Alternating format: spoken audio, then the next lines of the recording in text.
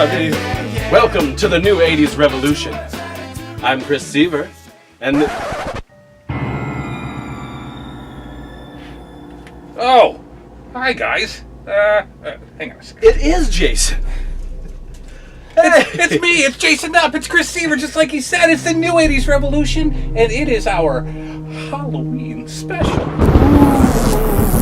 It's our first holiday special. That's right. Right off the bat. It's our second episode. But it's our first Halloween holiday special. Yeah.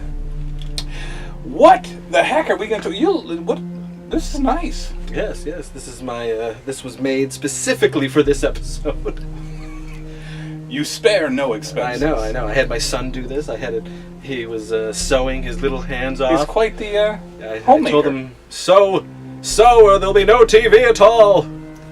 Like Grandpa used to say. Like Grandpa! It's Halloween! It's the new 80s revolution, and we are going to talk all about the glorious holiday known as All Hallows Eve. Yeah. Or Halloween to you late. Sam Hain. Yes. So what are we doing today? Well, first of all, let's thank these guys for coming back for episode 2. Episode 1 seems to be a success. You guys are just giving us great feedback and great compliments, and of course we're thankful for that. Loving it. And of course, if we're talking about Halloween, we have to be talking about horror. Oh, of course. And so you guys tonight are going to find out about our top 5 horror movies. Which was very tough. Tough to do. And we'll explain the differences between the two of us before we announce that, because when I was taking a look at my list, I was like, this is not going to be as deep or as filmatic, if that's a word, as Mr. Seaver's is going to be.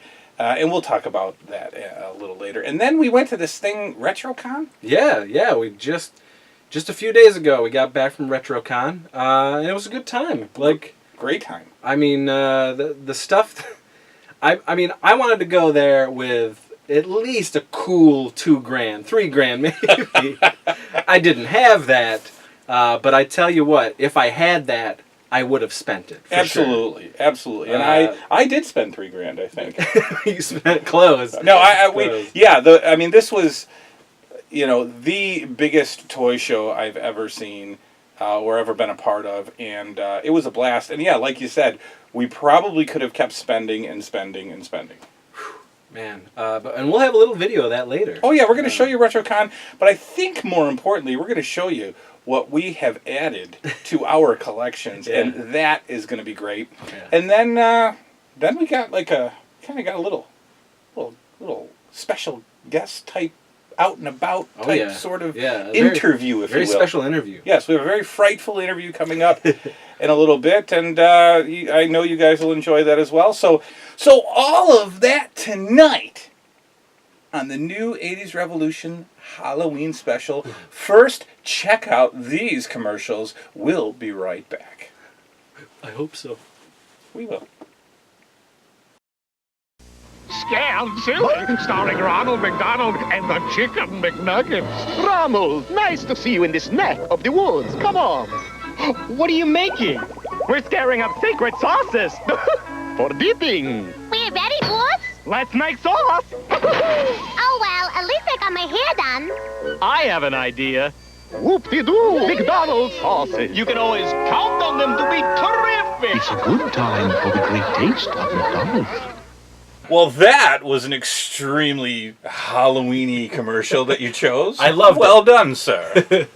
So we are back, and we are here to talk about our, whatever we're going to call this, the horror movies, the Halloween-themed whatevers that we love the most, that hold a special place in our heart around this time of year and all year. Yeah. I'll start. Yeah. Because when I was making this list, the top 5 horror movies, or my love and knowledge of movies does not go as deep as yours. So, I'm such a simple movie watcher. I was thinking about this today. I would be the worst movie critic of all time, because I would say it was good or I didn't like it. That's it. I don't know. I don't know how to critique a movie or talk about film, cinematography or. I mean, honestly, I think all that's crap anyway. Yeah, I was thinking about today. It's like film criticism. Is yeah, silly. I couldn't be like a wine reviewer or a beer reviewer because I'd be like, that's pretty good, or yeah, I don't really like that one. Yeah. I don't know what oaky aftertastes are. I don't know any of that. So when I was making this list, I wrote down the 5 movies that I could watch 3 or 4 times a year.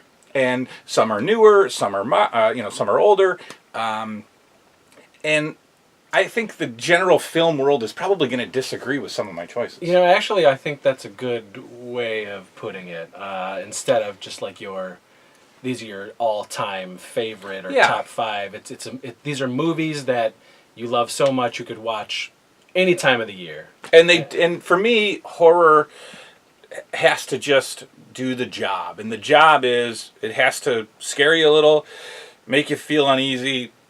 People always complain about jump scares. I think that's what I love jump scares. I love cheesy, over the top. You look and the face is there.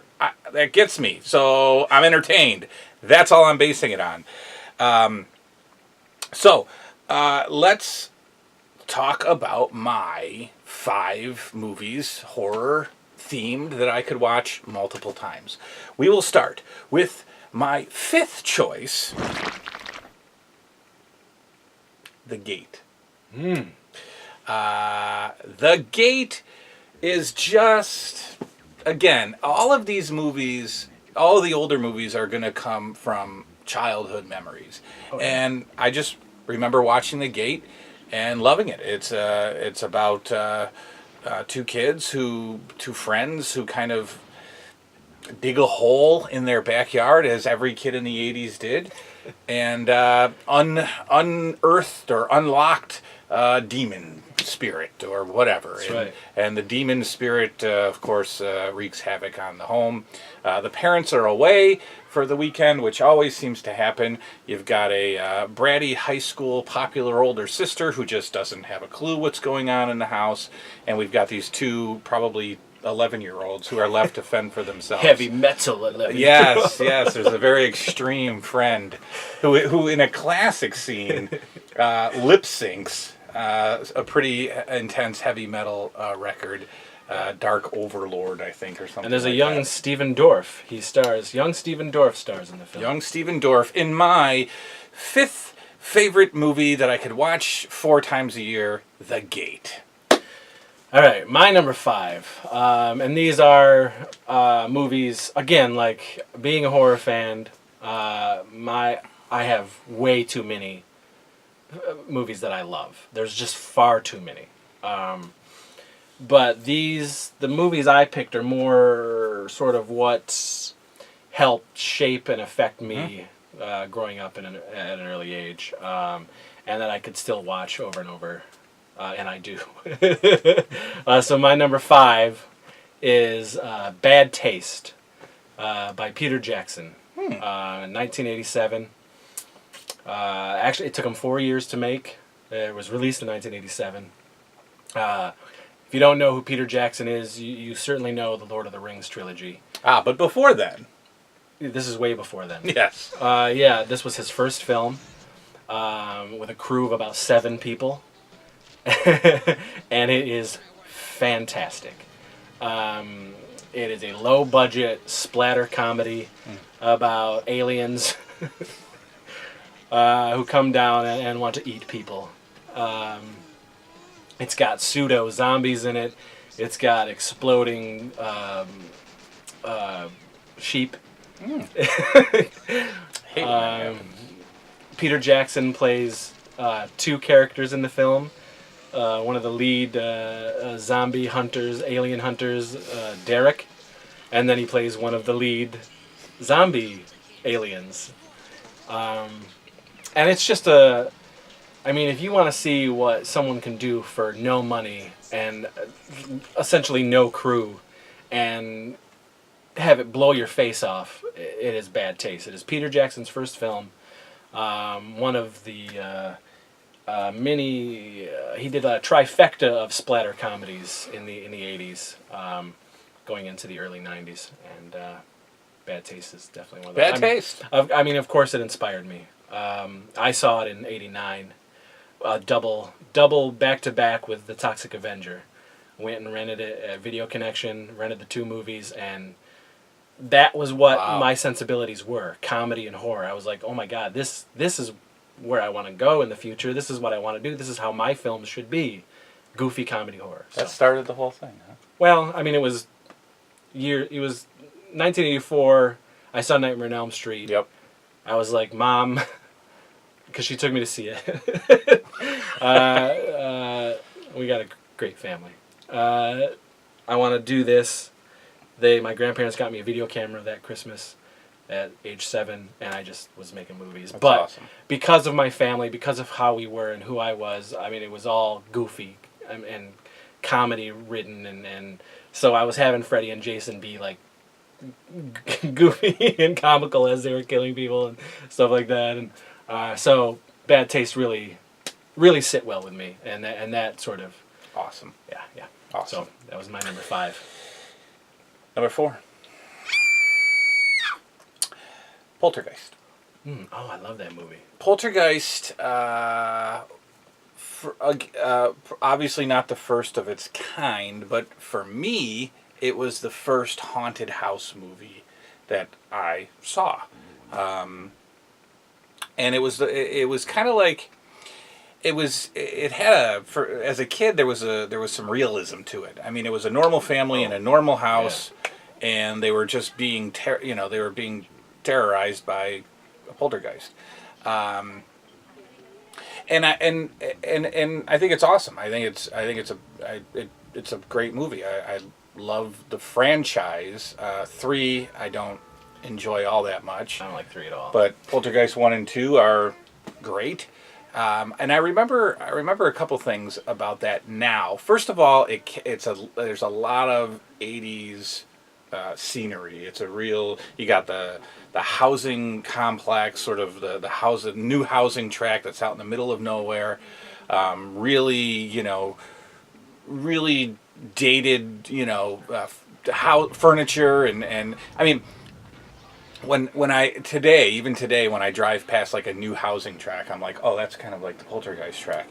And I kid you not, it stuck with me so much that probably up to about age 12, I couldn't sleep facing a television.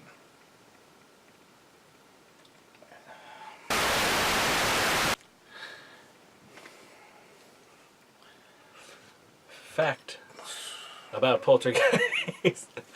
Was it directed by Tobe Hooper, or was it directed by Steven Spielberg? Now, Steven was an executive producer and co-writer on Poltergeist. But Tobe Hooper was the supposed director. Now, Tobe Hooper directed Texas Chainsaw Massacre. But if you watch the film, and you know Spielberg, the movie has Spielberg all over it. It just kind of feels like a Spielberg movie.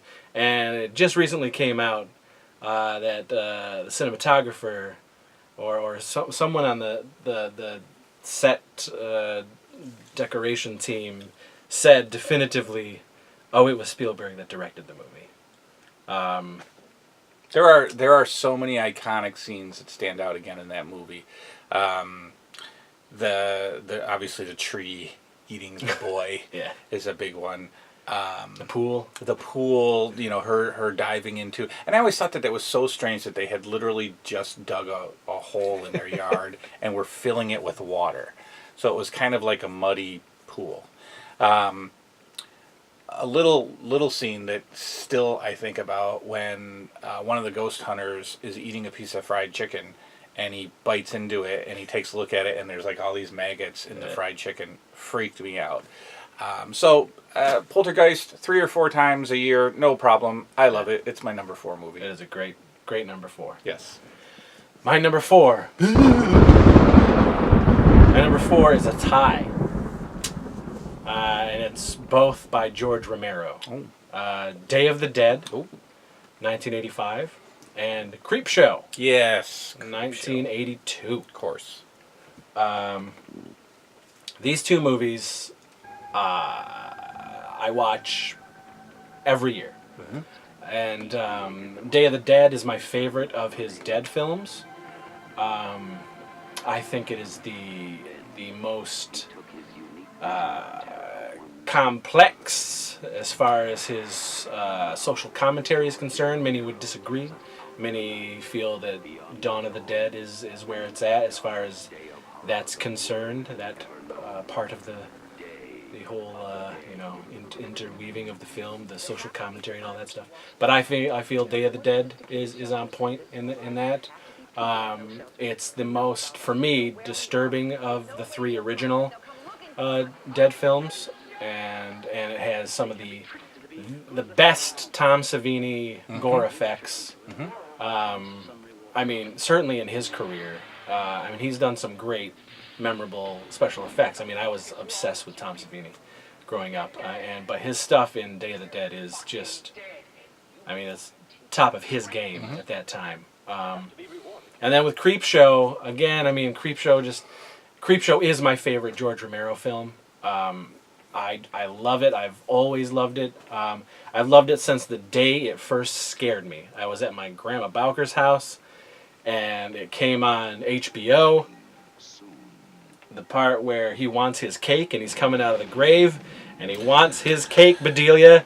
And I saw that, and I flipped out. But man, I like sought it out as well. Like my little kid brain just wouldn't let that go, and I had to see the whole thing. And once I saw the whole thing and saw that it was like a comic book come to life, I was just like, because again, I was a big comic book fan as well, and that movie is just it's just a big, beautiful, fun comic book come to life. EC Comics, great again, Tom Savini special effects. And I actually only like the first 4 stories. I don't like the last with the 5th roaches. story.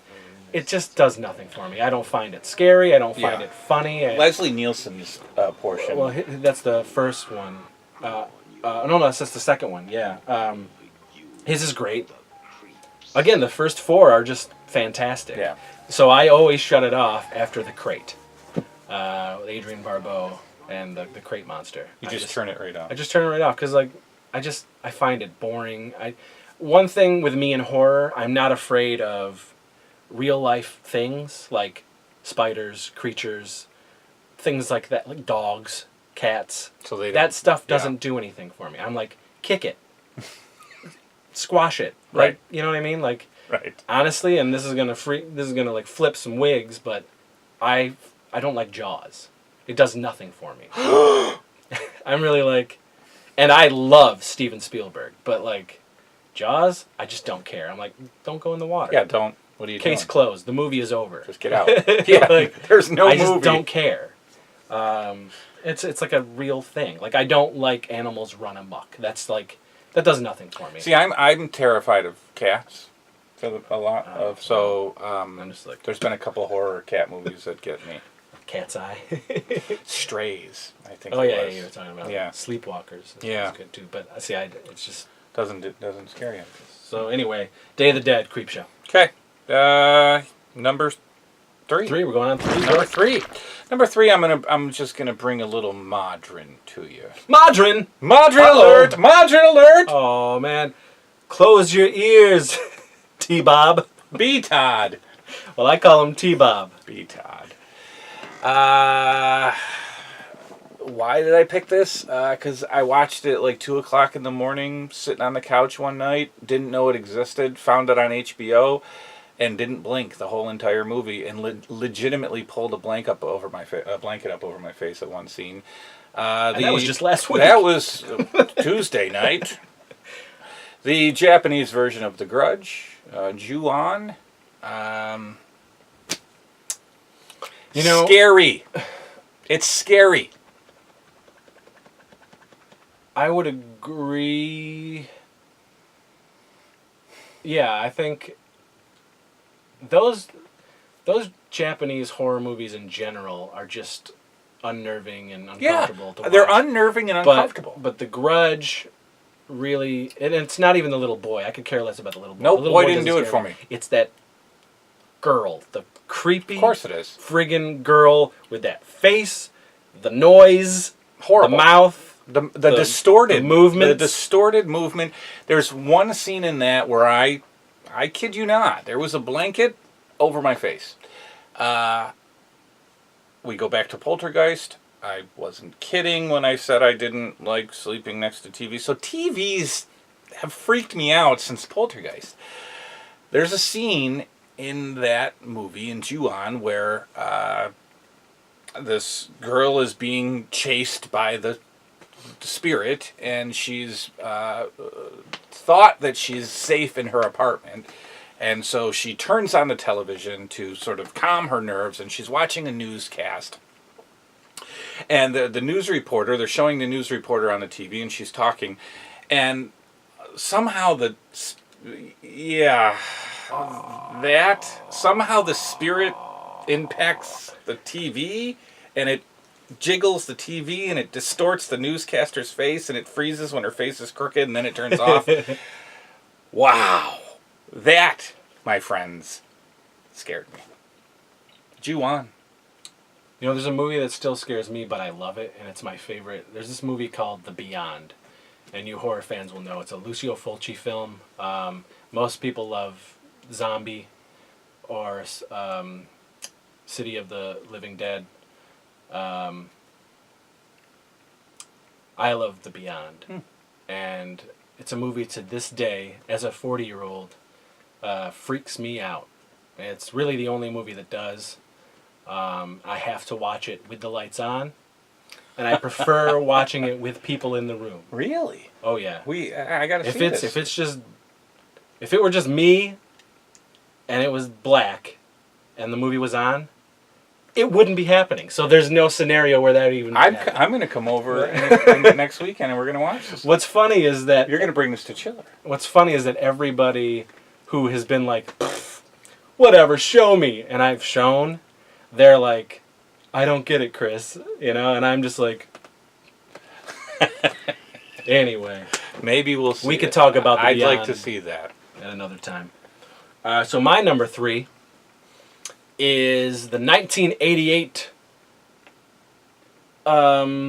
sequel to my second favorite horror franchise of all time, A Nightmare on Elm Street, Part 4, The Dream Master. This movie, this is my Freddy. I love it to death, and I could watch it several times a year. You would think that seeing Nightmare on Elm Street, the first one in 1984, with my mother, that would have that impact. That would be like, part 1 is the one that I'm put on any list, or whatever. But no. Part 4, for me, is the standout. And again, some people are going to be like, what? But 3, Dream Warriors, man. And I do. I love Dream Warriors. But really, essentially, the Dream Warriors didn't do crap. They didn't. Freddy takes them out like that. It ain't no thing. challenge. But Part 4 is pretty much the height of Freddy Mania in the 80s. Yeah. Right before 4, the merchandising blitz for Freddy happened. 1-900. All of that. The 900 number, the TV show went into production. It was just it was the summer of Freddy. And that movie visually just does it for me. And it was and I loved Nancy in 1 and 3. Mm-hmm. And she was great. But again, she really didn't do much. 4 really showed a person going up against Freddy and winning, essentially. Like, Alice, she takes the souls of all of her friends. The strength is inside of her. And she goes and has that amazing kick-ass battle at the end of the movie. And she she punks Freddy. Like, Freddy's back. I Freddy's back. love that movie. Has a great song by the Fat Boys. Are you ready for Freddy? Has a Slaughter tune in there. Which one did Dokken? Is that 3? That was 3. Dream Warriors. Okay. So yeah, I love Nightmare on Elm Street 4, The Dream Master. It's my favorite Nightmare movie. I will just say that I didn't include any Friday the 13th or Nightmare on Elm Streets on my list because if I was going to do a top 5, I'd do Friday 1 through 5, tied with Freddy 1 through 5. Those are my 2 franchises. I don't count them. They're in a world of their own. So my number 2. Yeah. It was a toss-up here between my number 2 and my number 1. We're not ranking them. I mean, we are, but we're not. Yeah. Number 2, Return of the Living Dead. Oof.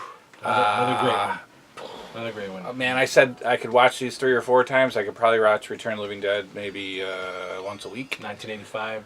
Once a week. Dan O'Bannon. It's perfect. It's perfect. I love it. It's for me. It was kind of one of those first crossover, horror slight comedy. Oh yeah. Sure. And I didn't get it back then, so I was still terrified by it, and even the comedy terrified me. But now that I look at it and I see that there's just stuff to laugh at, all of the scenes inside the morgue are hilarious. The mortician is fantastic. He's eating a sandwich while he's hacking into somebody. It's just great. Loved it. Love it at 11 o'clock on HBO. That's just where I found it. I mean, it's a classic. Yeah, it is a classic. I can watch Return of the Living Dead once a week, and we're not doing honorable mentions yet, or maybe we won't. But part 2 is just as great. I love part 2 and I love part 3. Yep. Oh, absolutely. Part 3 is fantastic. I've kind of forgot about that one, but a lot of people don't like part 2. Because it is so goofy. I don't know how you couldn't. And it's the same 2 main actors. Yep. Tom Matthews, James Karen, again, doing essentially the same thing they did in the first one, but as 2 different characters. And there's one, I can't remember, but there's one subtle little joke in there about part 1 between the 2. Oh, yeah. Something like, where have I seen you before, or something like that. I mean, but I think it's great. It's got the Michael Jackson zombie at the end. That comes out. That blew me away when I first saw it. In fact, that's what I think about when I mentioned it as an honorable mention, because we were still talking about Return, the original Return. Yeah. But yeah, when the Michael Jackson zombie gets electrocuted, I think me and my sisters jumped out of our chair in joy when we saw that. It was just, get the screwdriver out of my damn head, or something like that.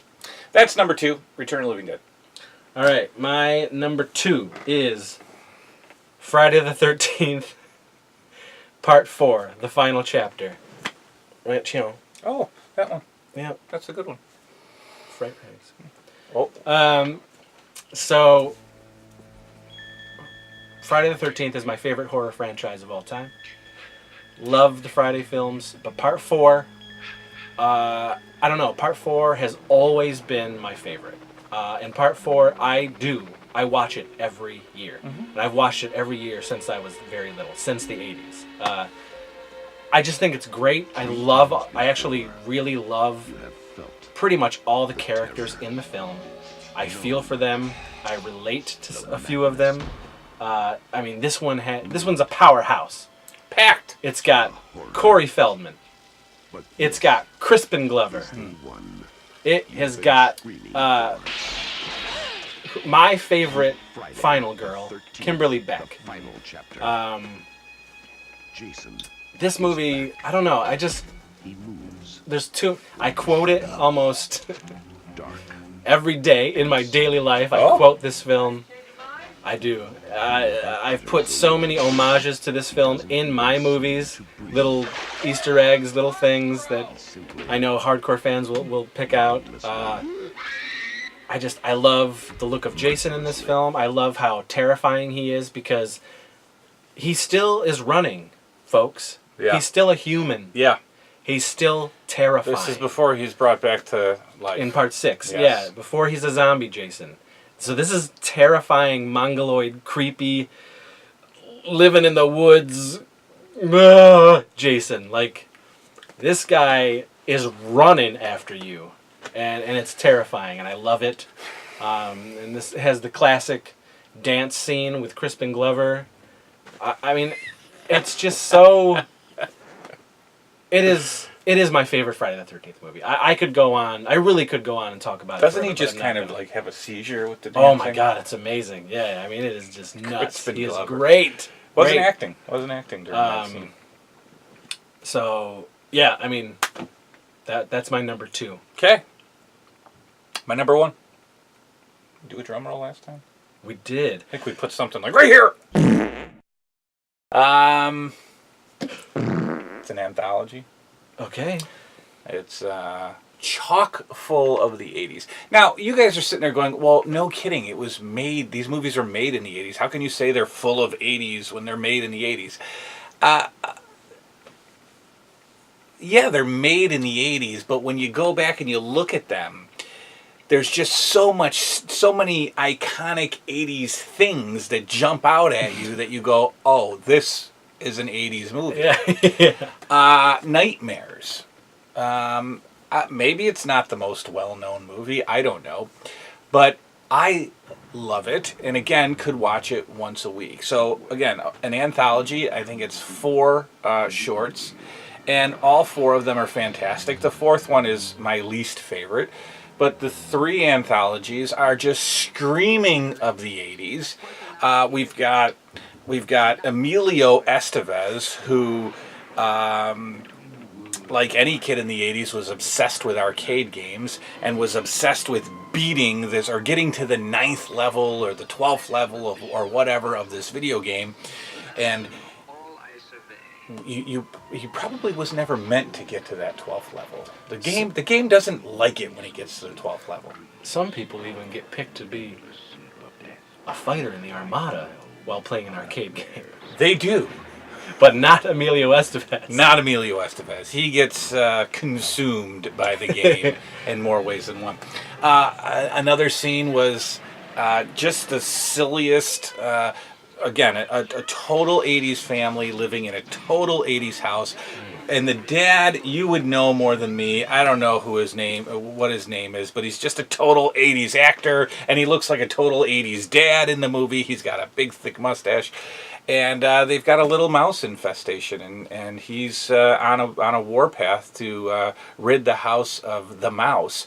But at the end of this, the mouse gets its revenge in the cheesiest, campiest, over-the-top kind of way. And the other one is just an awesome play-off urban legend. Again, total 80s scenery, total 80s look. Woman goes out for a pack of cigarettes in the middle of the night, even though the news is warning her that there's an escaped mental patient. What is up with this hospital security in the 80s? But there's an escaped mental patient on the loose, and again, the old urban legend of a guy hiding in the back seat and blah blah blah. So nightmares once a week, love it. Nightmares, number 1 for me. That's an interesting good choice. one. No, I like it. It's not the it's Nope. not a typical Nope, it isn't. typical choice, It's not. folks. It's not. No, it's not Halloween. I'm sorry. Oh, Anyway, so my number 1. it's gonna get us a thumbs down. Whatever. So weird. Anyway, my number 1, above all else. Now, mind you, folks, I'm a huge horror fan. There are too many horror movies to name that I love that I could watch countless times. But this has always been my favorite horror film of all time. 1985's Fright Night. No, come on. That's right. Tom Holland's masterpiece. I said it. Masterpiece. To me, this is a perfect horror film. Indeed.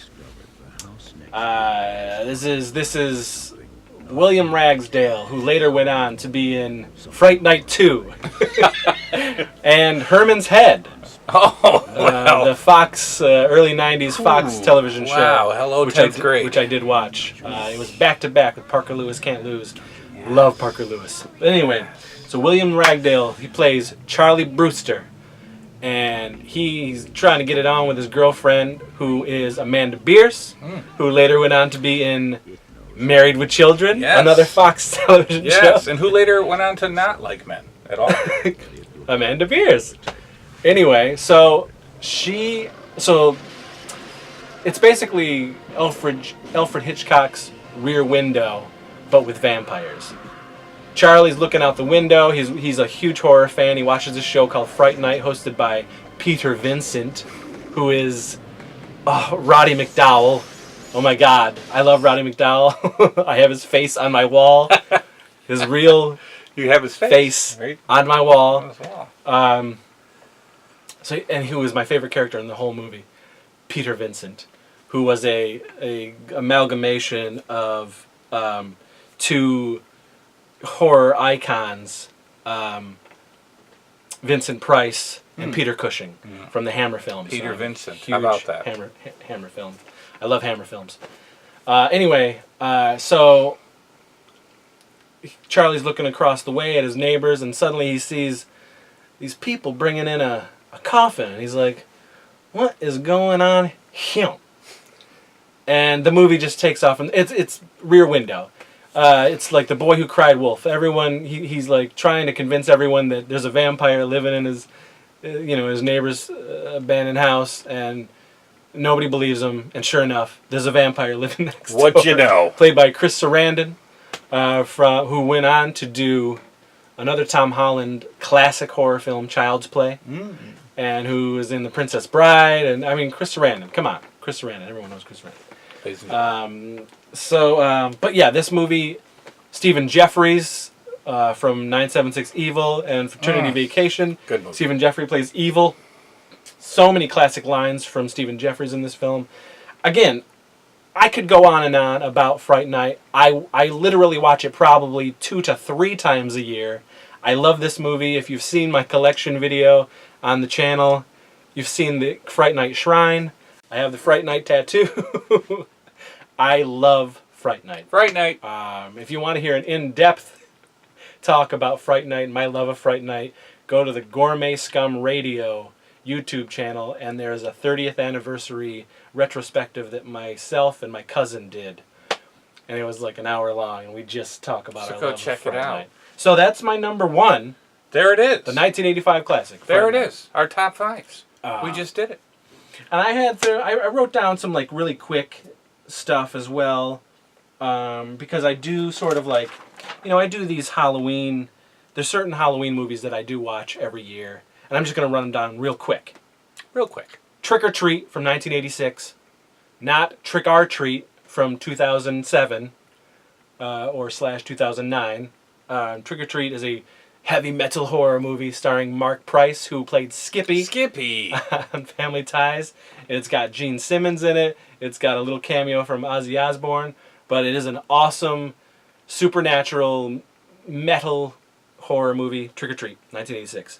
Halloween 4, I watch every year. There you go, Halloween. Somebody will be happy to I hear love that. I do love Halloween 4.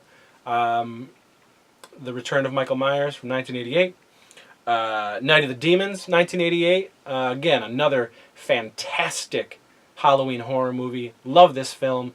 Great special effects by Steve Johnson. And then The Midnight Hour, which is a 1985 made-for-TV horror movie.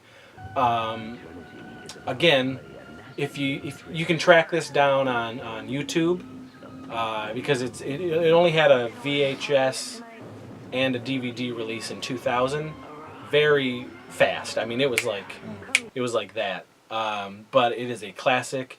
I love it. LeVar Burton, Peter DeLuise playing teenagers, Sherry Belafonte, Dee Dee Pfeiffer. But it is a great, fun Halloween TV horror movie, The Midnight Hour. Check it out. Love it. And then, of course, 1978, John Carpenter's Halloween. It is a classic. I do watch it every year. It is a beautiful atmosphere. But do you have the 15 disc? No, but I want it really bad, dude. And I will get it. Gosh darn it, I will get it. And then I have real quick, 1980s horror television shows that were prominent, and I did watch. So we got Tales from the Dark Side, 1984. Nightmare on Elm Street, 1988. Can't get enough. Monsters, 1988. Own it, haven't seen it yet. Twilight Zone, 1985. Classic. Tales from the Crypt, 1989. Love it. Friday the 13th, the series, 1987. Didn't have Jason in it. No, it didn't. And that's primarily why I hated it. Elvira's Movie Macabre in 1981. USA. Again, she hosted her show, and it was fantastic. I loved it for the cheesy movies. Loved it even more for the big Elvira boobies. And then, of course, 1989's Up All Night. Started that whole Up All Night thing. Rhonda Shear. That's USA. Yes, that is the USA. And I mean, how could you go wrong with that? Later with Gilbert Gottfried and Rhonda Shear. So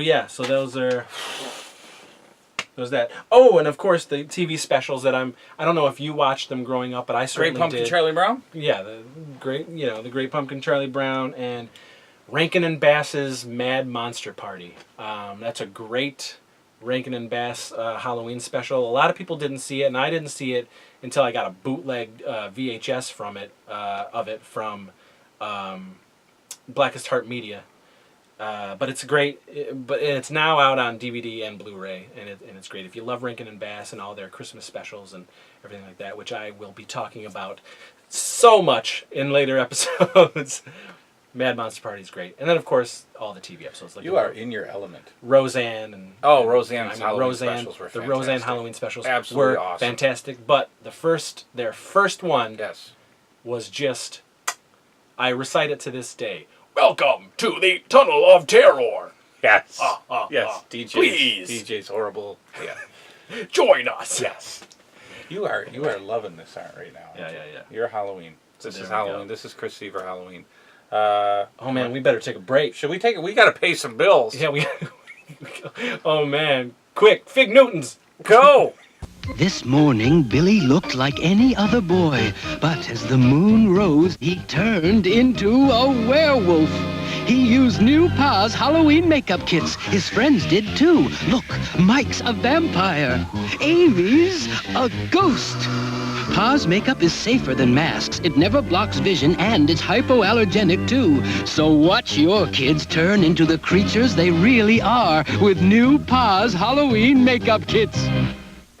Hey, and we're back. Whoa, this guy. A little scared. A little scared? Oh, you gotta check behind the... Checking behind the couch. Isn't that where all the monsters hide? Yeah, Maurice is under there. So we are back from a commercial, but we're also back from this little thing called RetroCon. And man, did we have a good time at RetroCon 2017. And if you don't believe us, take a look at this.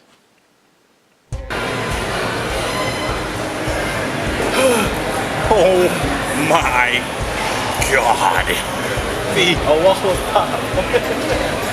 The new 80s revolution is here at RetroCon 2017. and my eyes are burning. Yeah, it's pretty wild. And we've just begun. We just got here, We folks. just got here and I have already spent about $150. That's true. It's true. I haven't spent anything. But we're selling some wares, and we're gonna show you, the fans at home, what this place is all about. Your eyes at home will also pop out of your head as your sockets bleed. With fun, with envy, with desire.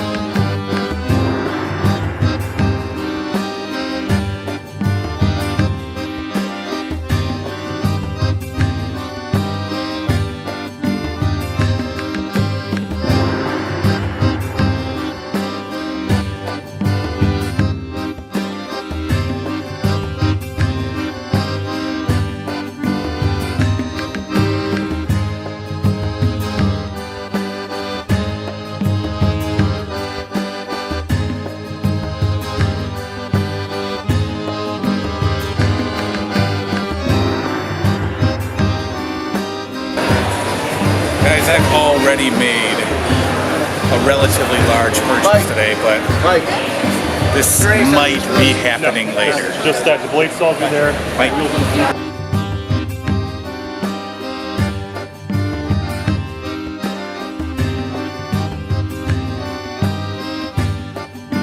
A little bit of elbow grease. Nice. Have fun with it, man. Thank you.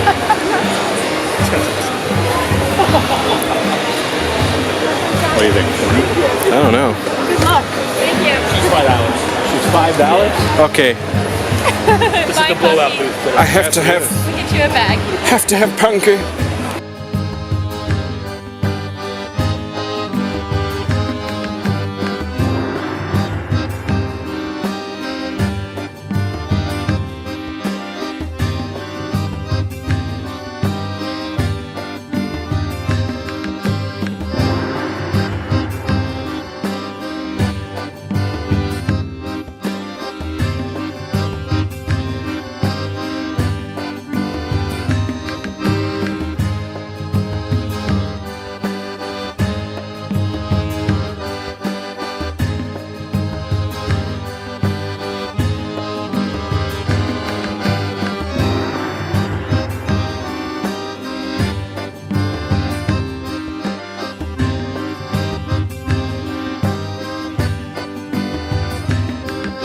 What a time.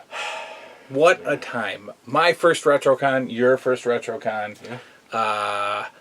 Biggest toy show I've ever been to. Tons and tons of awesome, just mind blown. Like when I walked in there, I know you had business to tend to. You needed to set up that table. Yeah. And I was like, bah! And I was doing laps. I think I bought like $200 worth of stuff before you even set up your table. Yeah. Got it. Yeah, and like I mean, like that. at like any convention, because I've been going to conventions since 1993. But like any convention, this is one of those situations where I was kicking myself several times because we were setting up the night before the show started, and there were all these things where I was like, ooh, I want that, but you know what? I'll wait until tomorrow. And I was doing that all weekend, and a good 4 or 5 things that I wanted were gone. Yes. So I gotta, and you would think that over the years of doing these shows, just being a patron or selling, I would be like, Chris, go with your instinct. Buy it right now. But you did. But I didn't. So I lost out on a few cool things. Yeah. But, you know what I didn't lose out on? Some very cool things. Lots of cool things. But I think you take the cake. No, there's no cake to be taken. Oh, yeah. I mean, we had a blast. You got stuff. I got stuff. And in fact, I'd like to welcome the third member of the new 80s revolution. It's very appropriate of you to wait. It's my pet monster. Oh. It's his pet monster. Let's just start with our pickups, shall we? Yeah. My pet monster, if you watch some previous episodes of mine, has been what I like to call a grail. Not a holy grail. A holy grail is designed for something that's out of reach, too expensive, never going to have. So I have a list of grails. And these are just things that, it could cost $3. It's just something that I've overlooked, I've never gotten, I've always wanted, I've never seen, whatever. This is kind of up there on that pricey grail sort of thing. And it's just something that has always escaped me. I've never bought until now. This was a 1986 product. American Greetings, same as Mad Balls. These guys, they had the 1-season cartoon. It had a made for VHS movie. Oh, which if you haven't seen, do yourself a favor and don't. It's something, but this, of course, is also one of those things where it's like, I have always wanted it. I had friends that had it. I just never got it. But it's one of those things that I wanted to add to my collection. And when we started hanging out, we certainly talked about My Pet Monster a lot, and like, oh, we got to get this. If we found it for this, we would get this, you know. What's crazy is that we were talking about 2 of our pickups, like, on the way to RetroCon, or like a couple of days before it. So it's kind of weird that we came home with 2 of the things that we were talking about. One is My Pet Monster. And what's cool about this, guys, is... Okay, so there was a My Pet Monster at this dude's table. And this dude I have seen at several conventions, and he is a price gouger. You know who you are, dude. So anyway, on his table... First of all, look at this. Pristine. Nothing wrong. You usually get My Pet Monsters that have some wear and tear. This is the cheapest, hands, like, easily. the feet. Yeah, this is so wearable. This hand material, whatever it is. I mean, there is nothing wrong here. The fur, nothing wrong. Nothing matted. Nothing bad with his face. No like paint. I mean, it's... What's the one little drawback here? Okay, so he doesn't have the second... We're missing a second hand cuff. So anyway... So this guy has My Pet Monster on his table with the cuffs, but in much worse shape than this. And this guy wanted $200 for it. And you know what? It was still there. At the end of the convention. And it's going to be there at RetroCon 2018 as well. You're just not going to get rid of that guy. Stop with the price gouging. Come on. You're insane. This bad boy. We kind of flipped our wigs when we saw the price. I mean, it wasn't even that, because you were just like, I won't take it if you want it. You found it. We were both standing at a table, looking at awesomeness, and this thing was like literally here. Yeah. And I'm like, man, this looks nice. And the price was here, and that price, like, I think both of our eyes were like, yeah, and Christopher said, "Oh my God, it's a My Pet Monster," and it was $60. $60 minus a handcuff. Yeah, but $60. And so I said, being the humble, I follow the rules of toy buying. I said, "You spotted it. It's yours if you want it." And Christopher said, "It's yours. Yeah, you take it." So I did. I bought me a My Pet Monster and crossed off one of my most wanted grails, the My Pet. And you know what's awesome about this? I've actually only... I mean, obviously I saw this as a kid, but forgot. When I saw this recently, maybe like a year ago, I actually saw it and held it and looked at it. I forgot how huge this thing is. Like, this is one massive stuffed animal. Yeah. It's heavy. It's bulky. It's My Pet Monster. It was $60. And it's an awesome He has addition. shown up twice now at my Saturday morning sleepovers. Yeah, well, a third time coming up now. Look at this guy. And he's part of the show now. Yeah, so he should be. As he should be. Just sit back there and... just chill, keep your brother. purple mouth shut. What'd you get? Okay, well, I guess one of the things that we talked about on the first episode that I kept saying RetroCon, was the Muppet Babies McDonald's PVC toys. Yes. And lo and behold, I got myself some Muppet Babies McDonald's PVC toys. That Fozzie stands out in that rolling horse. I love that. Dude, we'll do some close-ups here. Love that Fozzie. We got the Fozzie. And we got Piggy on her skates. This is from Wave 2, I think. And then it doesn't have his skateboard, but that's okay. We got Kermit. When your room looks kind of weird. And then we got Gonzo on his little big wheel. Little big wheel. Little big wheel. And it also came with Piggy in her vehicle. And I was like, which one do you want? Which Piggy do you want? Because we had two Piggies in there. I was going to share the love. Always do. So, and I took the one that I remember the most was Piggy in Her Car. Again, I think that these were released twice. In fact, this is 86. It was. There were 2 waves. Yeah, there were 2 waves. This is the wave that I remember the most. Wave 1, Piggy with her car, Fozzie with his horse. And so I scooped this up from my pal. $5. Free.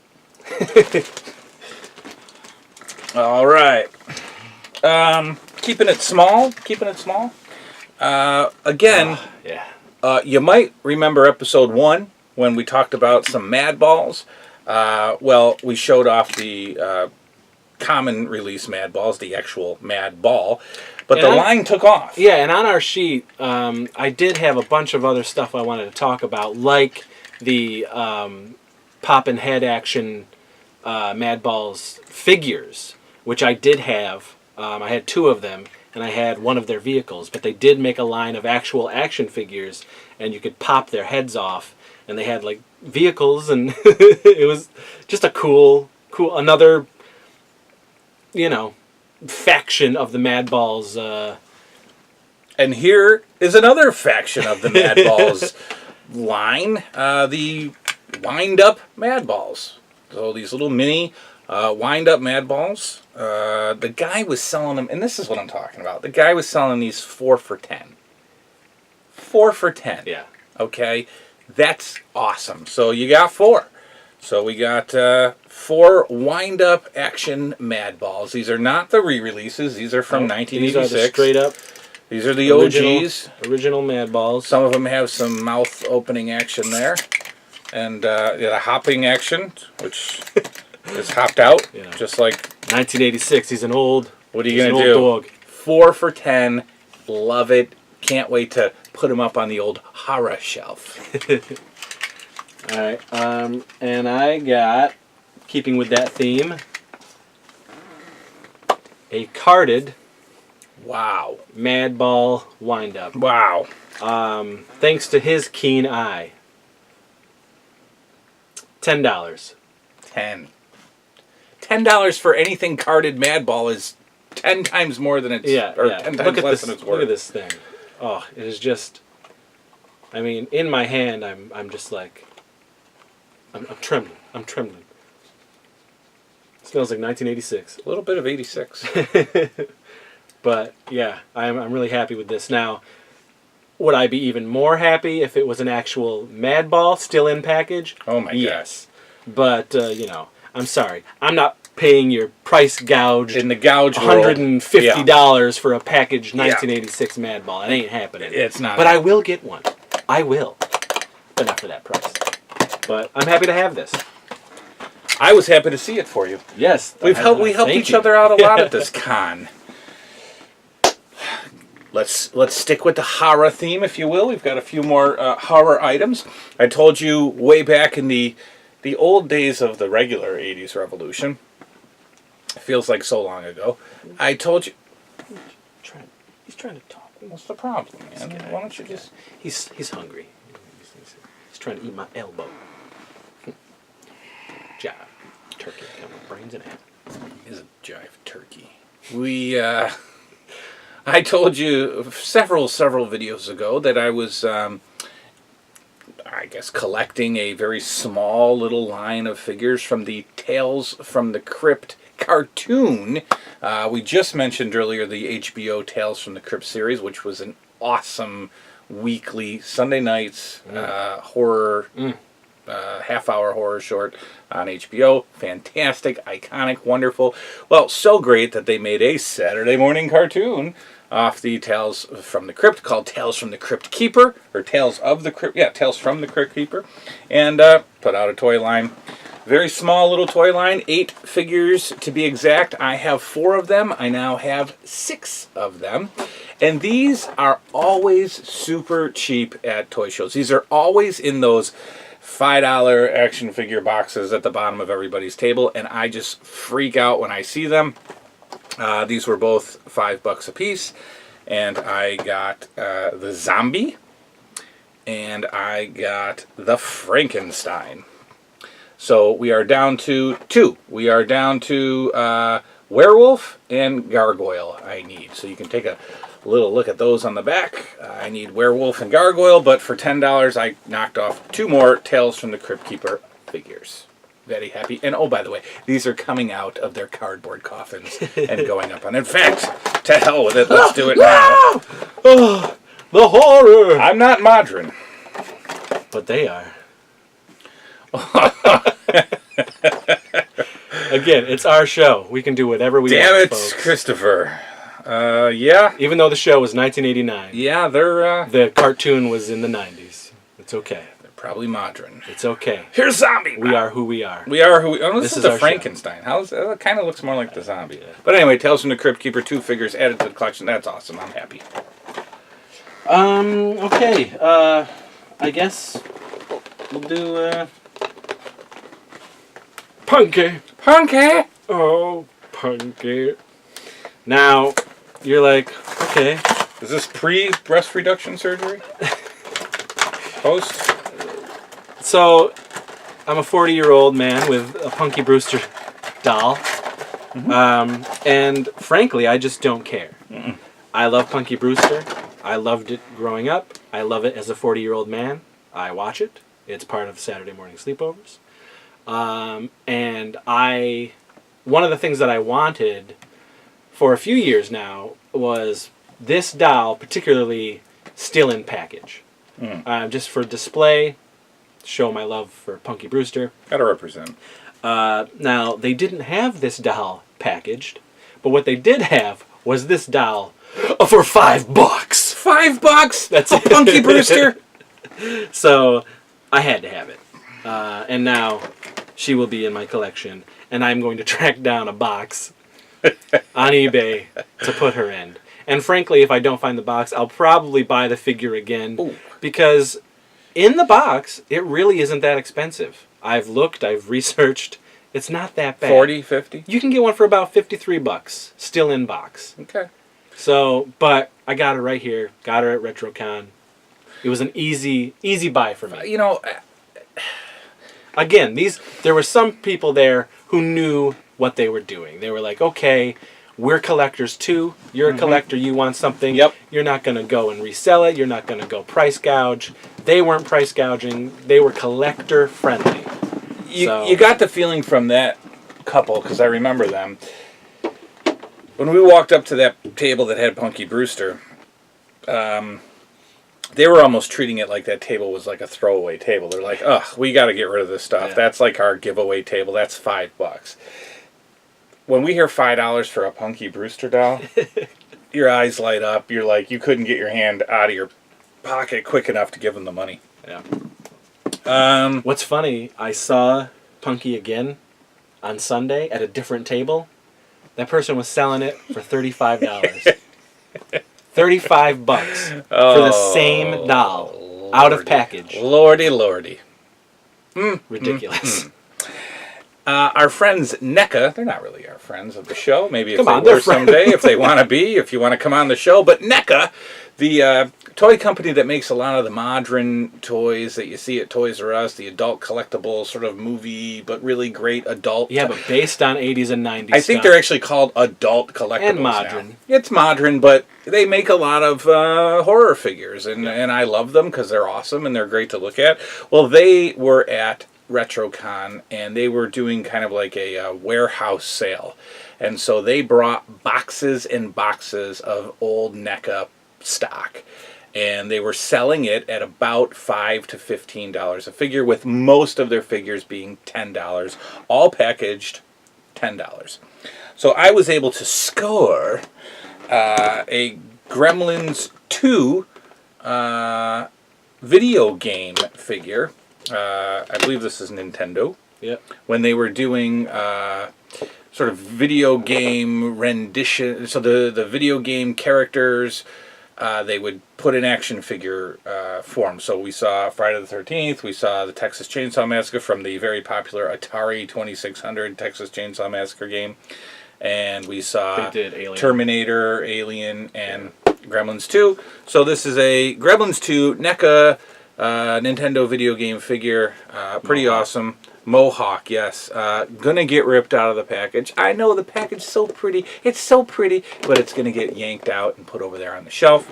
$10. And, yeah. Nightmare on Elm Street, Part 5, Dream Child, Freddy Krueger. Super Freddy. Super Freddy from the, just an awesome scene where Freddy... actually my favorite scene in that movie. Yeah, Freddy gets into the dreams of a comic book video game nerd and turns into Super Freddy to take on his superhero character. And, of course... The Phantom kill. Prowler. How great is the kill, though? It's great. When he... Told you comic books was bad for you. And he shreds him. He literally shreds him, and the guy bleeds all kinds of colors, and it's awesome. It's a great scene. It's awesome. So, $10, Nightmare 5, Super Freddy, which apparently was a Comic-Con exclusive in 2014. And I think today it's worth $12. So that is pretty awesome. All right.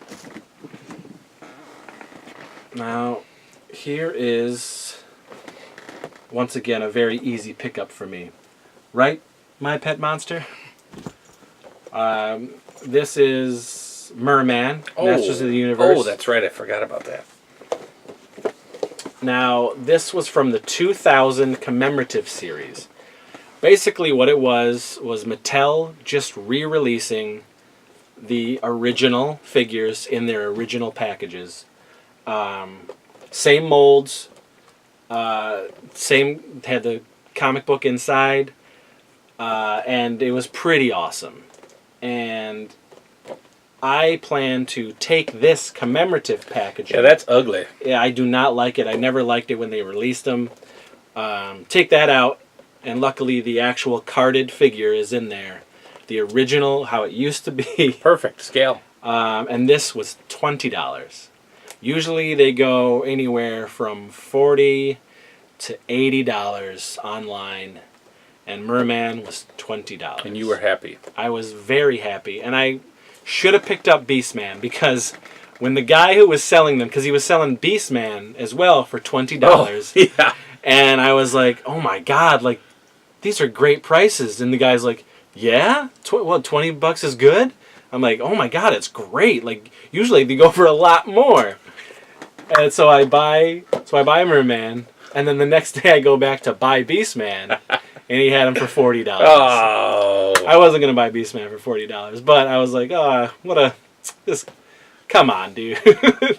But anyway, I am happy with my Merman, and eventually I plan to get the full 8-back commemorative series so that I can have that full original group, because I had all 8 of these before, amongst many, many other Masters of the Universe figures. So yeah, they are so good looking. Beautiful. I love it. You know, you'll shed it from its second coffin. Real quick, I'll save some stuff I'll talk about a little bit. This is a quick $5, what was it, $5? $5. Quick $5 Visionaries lunchbox. You know, I likes me some lunchboxes. This was at a $5 table. Visionaries also with the thermos. This is fantastic. And you know I don't spend any more than $10 on a lunchbox. But good Lord, were there some $45, $75 lunchboxes? Yeah. Insane, people. Just stop with the lunchboxes. I was none too happy. Do not put $45, $55, $75 on your He-Man lunchbox. It's not going to sell. It ain't worth it. It's not. It's just not right. It's not worth it. That's not the market. You've got it wrong. God, I'm angry. All right. Yeah, I mean, I don't have a lot left at all. So why don't you? Want me to keep going? Yeah. Why don't you just keep going.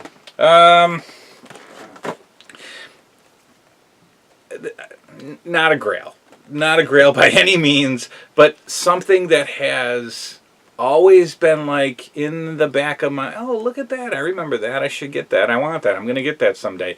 Pass it by, pass it by, pass it by.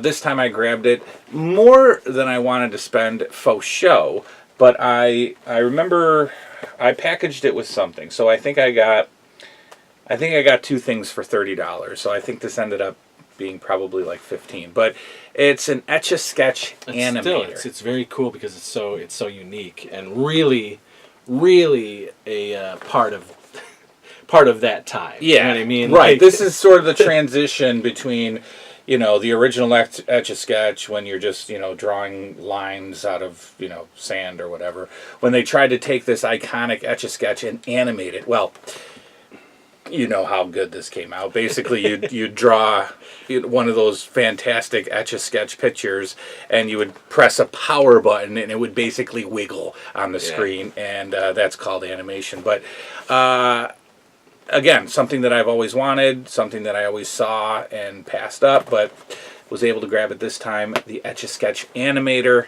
like it. Okay. I'll take that off. I have been, again, stuff that has been on my want list, must-have list. You know me in the wrestling figures. Muscle was, I don't know what Muscle is. Muscle is just kind of pink, plastic, tiny little alien monster. You just collect them. You just collect them, and there's like hundreds of them, and they don't move. They don't do anything. They're all the same color. There was a horrible video game. There might have been a cartoon. I think this. What's the Japanese of this? There's a Japanese. It's from Japan. It's got a name that it doesn't matter. But this has always been sitting at toy shows, and I've always went, I'll get it next time. And now I have a 28 pack of Muscle figures. So now that means I have to be on the lookout for the horrible Muscle wrestling ring. And they also came in little garbage cans, which was pretty cool. So I got to get me a garbage can. I got the big pack, and then I got to get the ring. So Super 7, this company Super 7, which is now basically Mattel, they put out a He-Man version of Muscle. Yes. The little pink He-Man characters to emulate the Muscle. Fantastic. Muscle, so we were able to pick that off. I'm collecting for a few wrestling lines you are aware of. I just did the Galoob review, the WCW Galoob review a few videos back, and I told you that I did not have a Butch Reed. Well, I have a Butch Reed, and it was about $2. So nice. I'm good with Doom now. I've completed it. That's how we talked, actually. I'm collecting the WCW San Francisco Toy Makers. Got a cheap little Sting figure for a couple bucks, and I got a Big Bubba Rogers, formerly known as the Big Boss Man figure for $5, I think. And so he'll get yanked out. He'll be put on the shelf. So we're not too close to knocking off this cheap line, but I will. These figures are super cheap. I won't pay any more than $5 for one of these figures, carded or not. Yes, they sell for more on eBay, but to me they're not worth it. But anyway, knocking that off real quick. I pity the fool who don't buy my Mr. T board game. Eat your greens. Mr.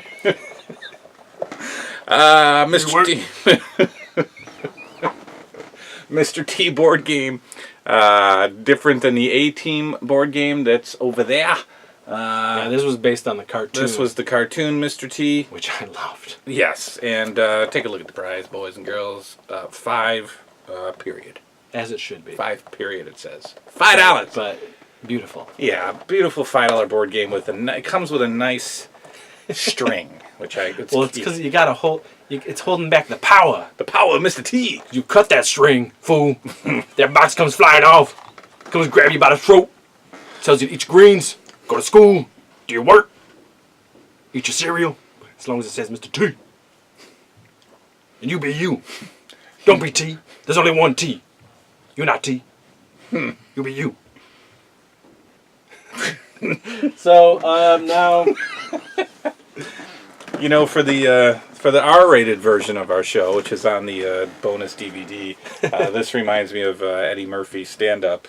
I don't know if you saw it. Which Raw, one? Raw, where he did Mr. T and did some stuff, and we're not gonna. It's okay. So, okay, now this wasn't a pickup per se. This was more of a. This guy got it for me because he knew I wanted it. This has been on one of my. I have a folks, I have an Amazon wish list under Christopher Seaver. Write that down. Or it's Christopher J. Seaver, or it's Chris Seaver. I don't know, but it's Christopher of Seaver. There's 2 of them. There's an 80s and 90s Amazon wish list, and then there's other geeky stuff wish list. Send them stuff. I've had these wish lists forever.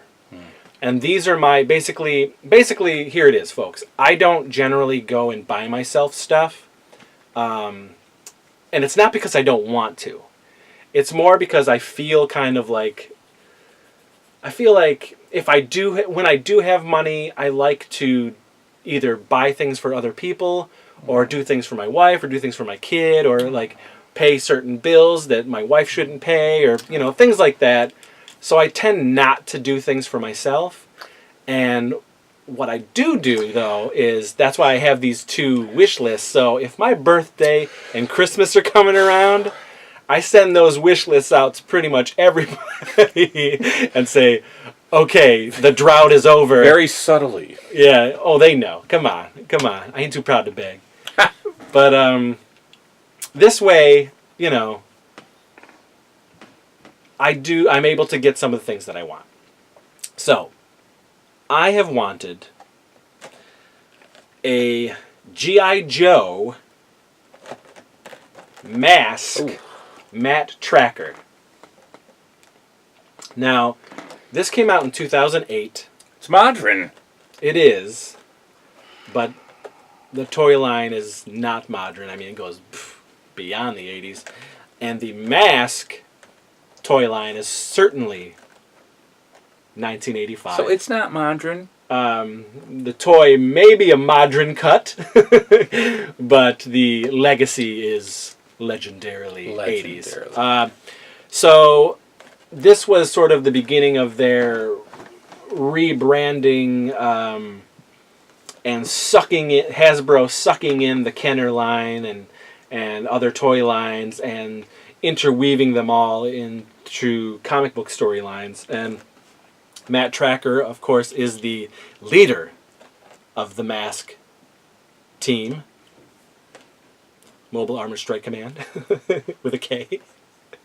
And this was their like Mask was like a subdivision of G.I. Joe, and G.I. Joe would call upon Mask to do some of their dirty work or whatever, the more tactical, crazy stuff. And so they created this awesome Matt Tracker Mask G.I. Joe. Sure. I never got it when it first came out. Probably out of stubbornness. Probably out of like, well, it's not the original. You know, they didn't make him look that much like the original Matt Tracker. And I mean, he actually looks like the cartoon Mask Matt Tracker, which is kind of cool. Which is great. Very cool. Then once I, wised myself up and realized what a doofus I was being, I was like, oh, I got to put that on the list. And of course, it was like $50 and up. But we saw it in a box under the table with a bunch of other Joes, and there it was sitting in this beautiful case.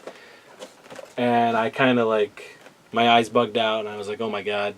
And I wanted to find out how much it was, but the guy wasn't there. He was kind of off. What's with that? What's with setting up a table and then going away? And for the like girl was like, I don't know, all these. I mean, who knows what he has all these set? You'll have to come back when he's here or whatever. I'm like, thanks.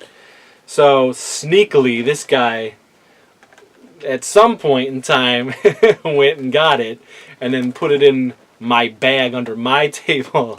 It was like, I guess, making subtle hints. Well, because it was sitting there, and you just wouldn't notice. Yeah, I didn't see it. So I kept being like, so, how about that bag of yours? And you're like, yeah, it's pretty good. And I'm like, so, why don't you just look down? Yeah. And there it was. There it was. And I gotta tell you, he ain't coming out. Oh. Like, oh my. Out of the plastic? Not coming out of the plastic, not coming out of anything. Whoa. I think at one point I'll probably, if I happen to see it loose somewhere, I'll pay like $5 for it maybe, but I really like the look And I love the old school look of the old G.I. Joe painted card, even on the back. So I love that. And More to come. Of course. And I just love the mask. It's got the mask up here. I just love the look. I just think it's great. So I'm going to keep it in here, and I'll always remember how it happened. I'll always, every time I look at it, I'll be like, oh, Jason did that for me. Merry Christmas. Merry Christmas. So I got a couple more things, 2 more things. One I want to tell you, one I want to just give one I'm saving till the end because it's so special. But I knew if I was going to RetroCon once a year, I was going to make some impact purchases. I wasn't just going to come home with some board games and some Tales from the Crypt figures. So we got one impact purchase with the big monster here at a non-impactful price in comparison. The second, so again, if you've been watching, you knowing that I'm collecting, just stuff. I'm not really zoned into one particular line right now. I grabbed some turtles because I was watching the Teenage Mutant Ninja Turtles cartoon with my kid, but that line is just so deep, and it gets into characters that I just, that were never even in the cartoon, and they're just weird, so I stopped with the first 2 series of Playmates original Turtles. So then right now I'm kind of like a toy collector without a line, and I was waiting for something to kind of just push me into a new line, and I did. I was able to grab my first real Ghostbusters piece, and I think I hit it pretty hard. I went and grabbed the Firehouse Headquarters playset from the real Ghostbusters cartoon with its box. Pretty near complete. This is only missing this little sign, which I'm sure I can get off eBay for $85. I actually did see it. Somebody was selling it for like $40. Oh, man. So I'm on the hunt for that, and it did not come with its little ectoplasma slime, which at this point would have probably been ecto powder. Yeah. So I'm probably on the lookout for the can, maybe. But other than that, it's complete. It's in good shape. The decals look nice. I'd like to show it to you, but all I can show you is the box, because when I got it home, my boy freaked out, and it's currently in his room. So I paid $80 for this. And there was about 4 of them at the show, averaging about $175, $225. Yeah. So I got it for $80. A very, very fan-friendly, nice seller was like, "Yep, I had $100 on it, but I'm willing to take offers." And I just said, "You want 80?" And he said, "Sure." So I got it for $80. So unfortunately, this begins the obsession now with the real Ghostbusters, and I've got to buy some stuff. I think it's a great obsession. It's a good obsession. This is another deep line with lots of sort of gimmicky figures. Yeah. I will probably get the original 4, and I will probably get the Fright Features one, set of 4. But after that, if they get kind of cheesy and campy, I think I'm going to probably stick with just those originals. They do. Yeah. I had a lot of them. But I will get all the monsters. I will get all the fun monsters, the werewolf, the football player, the granny, the toilet. I'll get all those, but I won't get every single adaptation of I am going to recollect the Universal style monsters that they put out of the that might be Ghostbuster set. That's what I'm going to do. That might be a good one to get. For sure. In package. Might end up getting them. And then, I guess, this this is modern, folks. What is this? This just came out. This was a Target exclusive. This is Stranger Things on, what? No, it looks like it was on VHS, What a but no. brilliant idea. This is the Blu-ray set, packaged as a VHS, and I'm going to open it up right now, It's brilliant. real quick. It's so brilliant that they've even They've even tarnished it a bit. They've even like what do you call it? They've vintaged it up a little bit. Oh, it's great. It's got scratches all over it, and the cardboard looks like it's peeling away. So great. Such a great idea. Wow.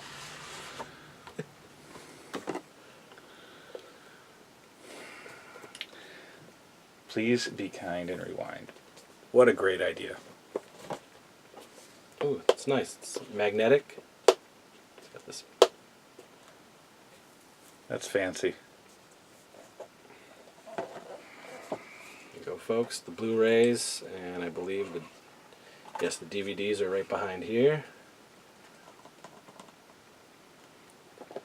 And you get a poster, a limited edition poster. Right, chomp.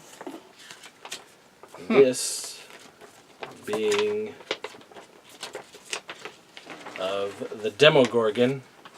Ooh. For those of you who have actually seen Stranger Things. I don't like the Millie Bobby Brown. You don't even know the Millie Bobby Brown.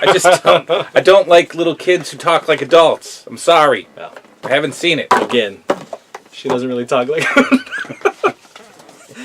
but you'd know that if you saw it, Mr. I love the 80s. I love everything about the 80s. I love it. Well, I'm going to rectify that, and he is going to see this, and then he will kick himself in the pooter for not seeing it when he should have. Because the second season is about to start, and I cannot wait. We're going to watch it at Chiller? Well, maybe. I don't know. You might get so hooked that you want to watch all 8 episodes. There's only 8 episodes in the season? In the first season, yep. Look at that. I didn't notice that. Look at that. That's awesome.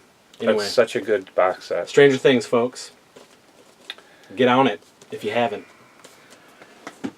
And then I brought this just because it was like that's pretty horror, sort of, a creaturey from the 80s toy type thing. This is my Boglin. That's awesome. I had 2 growing up. I had this one, actually, and I had the tan one. And this... Don't let him out of the cage. Ah! This line was from Mattel, and it was a... You know what? I'm going to let him out of his cage. Yeah. These guys were so beautiful. awesome. And they're puppets. And you move the eyes.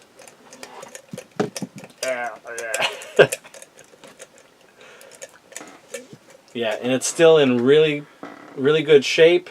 My wife got this for me as one of my presents for my 40th birthday, because I basically, for the 5 years her and I have been together, I've kind of not shut up about the Boglin.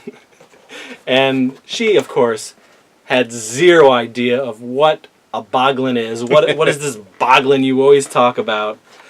Well, she supported my obsession, and this is one of the presents I got, and I flipped out. And there's video of me flipping out, and my eyes kind of like fell out of my sockets. But there you go, folks. I have a mini one out of the box, but seeing it in comparison to the full size, no comparison. That is a Grail on my list. Full size Boglin. So shall we talk about like the coolest thing ever? Yeah. All right. Well, so there's been a couple of instances in the past where fans, I guess I can call you, sent me stuff. So in the early days of the original 80s Revolution, folks would watch my stuff, and I'd get a message saying, hey, I've got some stuff that I'd like to send you. And I would do a video showing you what people have sent me. And this is so common on YouTube. Like, people take it for granted all the time. Yeah.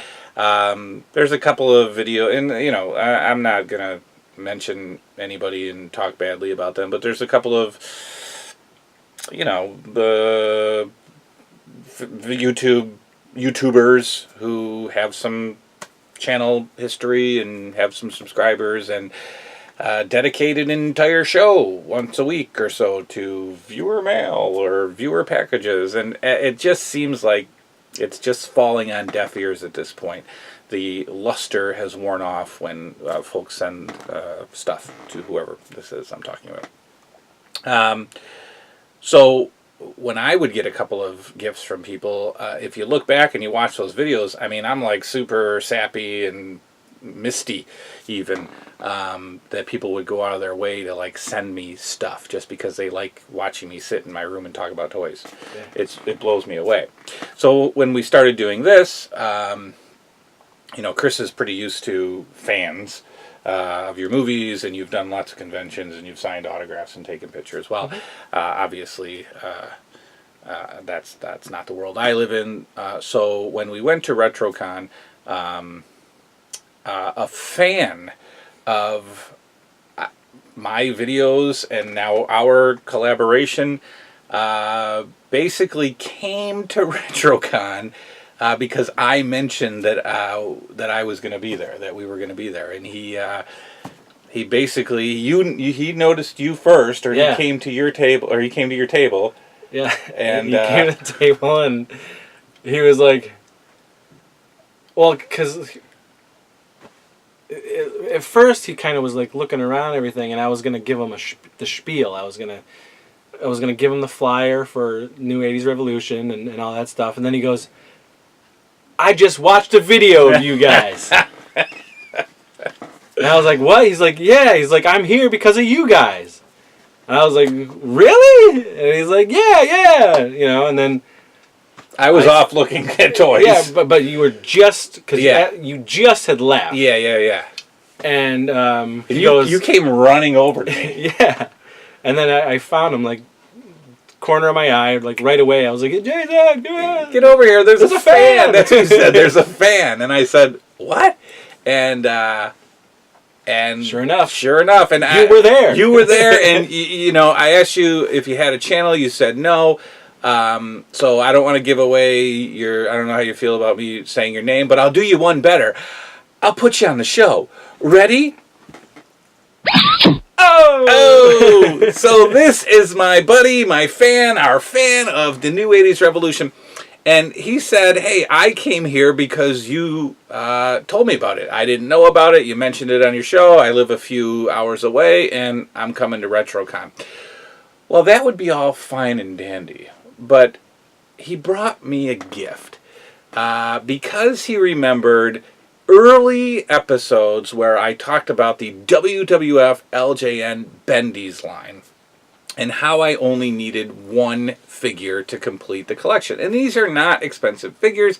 They, I just don't know why I didn't pick up this particular figure, but I mentioned that I needed a Hulk Hogan Bendy. And after we chatted a bit, he said, hey, do you still need that Hulk Hogan Bendy? And I said, yeah, I do. And he said, well, you don't anymore. And he brought me the Hulk Hogan Bendy figure. I didn't ask him where. I don't know if he bought it at the show. I don't know if it was from his own collection. I have no idea. But this guy traveled, to come to RetroCon to have a blast, but to say hello to me, to say hello to Chris, to talk about how much he enjoyed our channel. We chatted for several minutes, and then you went and bought toys or shopped around, came back, chatted some more at the table, and gave me this awesome, now priceless Hulk Hogan Bendy figure. So, mind is officially blown. Yeah, it was pretty great. And like, I have had interactions like this for many years. Lots of fans. I've met so many fans because of my movies. Done so many things, so many cool things because of my movies. Even made some fans a part of my team and a part of my friend circle, and now they're best friends that I have. But I can say this: it is never lost on me. No matter, like, to this day, I'm so blown away by it, and humbled by it, to think that these dumb movies that I have made my whole life are saying something to somebody. You know, they're entertaining them, they're getting them through hard times or whatever it is. It is never lost on me, and I always love it. But this, and I've been through that, but this was very cool in a different way, because it was like, I've pushed away the movie thing for a while, and you know, because that part of my life was getting very hectic and hard and tough to deal with, and starting this new thing with Jason and really starting to show the world my true passion for the 80s and to share that with a like-minded individual and to start something anew. And to have somebody already sort of tell you how much they appreciate the hard work that we've been putting into this already in just a few months. Mind-blowing. Believe me, it is totally not lost on me. I'm like, this is awesome. So I was just as excited when this guy came up and was like, I just watched your show. And you know what was so special about that? When you came looking for me, I could see that you were excited for you, but you were also excited for me. Oh, yeah. To be noticed by somebody, too. So that was cool. Yeah. That was really cool. So that, and there was another guy, too. Oh, yeah. Oh, of course. I mean, you watched a few earlier videos of mine. I got one of the coolest gifts in the world from somebody, a very talented, artistic person who goes on YouTube by the name of Ring Skirts. Well, I didn't see him, but I definitely saw Sandy Ravage. Sandy Ravage and Harry the Fink Lawler. But Ring Skirts sent me that awesome WWF turnbuckle that he was just like, I made something, it's been laying around, I wanted to send it to you. I got it, couldn't stop staring at it. It's unbelievable. And he was there. He was also at RetroCon. He brought two other friends with him. He brought Jerry the King Lawler, who he apparently hangs out with, and Randy Savage, which is weird since he's dead. It was the ghost of Randy. It was the ghost of Randy Savage. But Ring Skirts, man, it was awesome to meet you as well. I enjoyed talking to all three of your personas, and hopefully when, next year when we go to RetroCon, I would love to hang with y'all and, go eat some non-buffalo wings. So great seeing you as well. Great meeting you. I've enjoyed all of your comments. This guy leaves like chapters of comments, and they're just so he could sit here with us and give just as much information because all of his comments are so filled with nostalgia, and he really captures his own memories and shares them with us. So it was awesome meeting you, and that's my pickups. Yeah, those were the pickups. That's it. And we should probably go right into the next frightful segment. Do we have a frightful segment? Oh, we have a very frightful segment. Why don't we let the segment speak for itself? Guys, it's the New 80s Revolution. We are on site, on location at Fright Rags, a local horror t-shirt company out of Rochester, New York, the brainchild of Ben Scrivens, who you're going to meet in just a few minutes.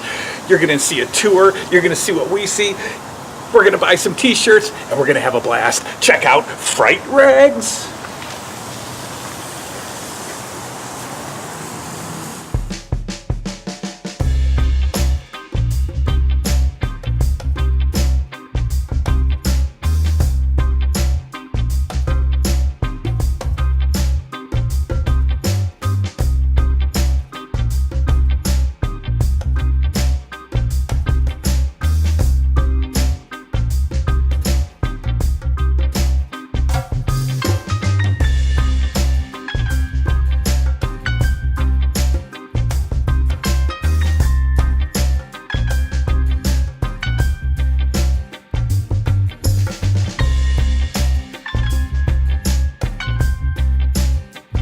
when and why did you start Fright Rags?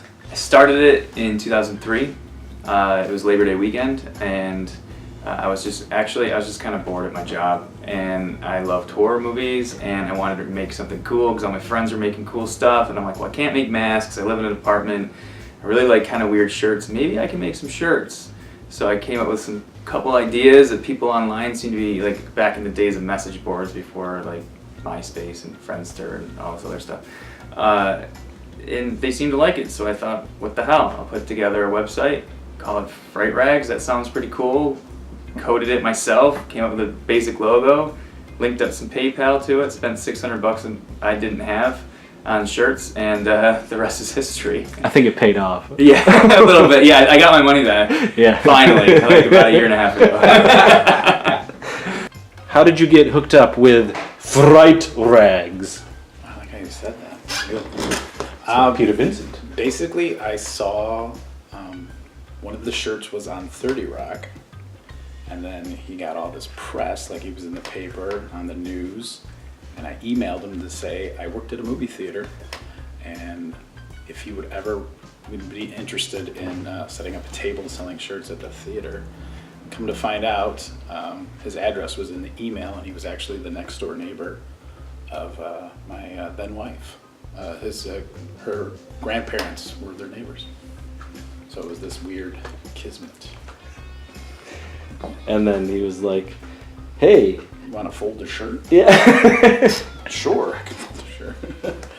And then it just, you want to send out some orders? Sure. And then it just grew from there, and then eventually there was an opening, and I left the movie theater and became here full time.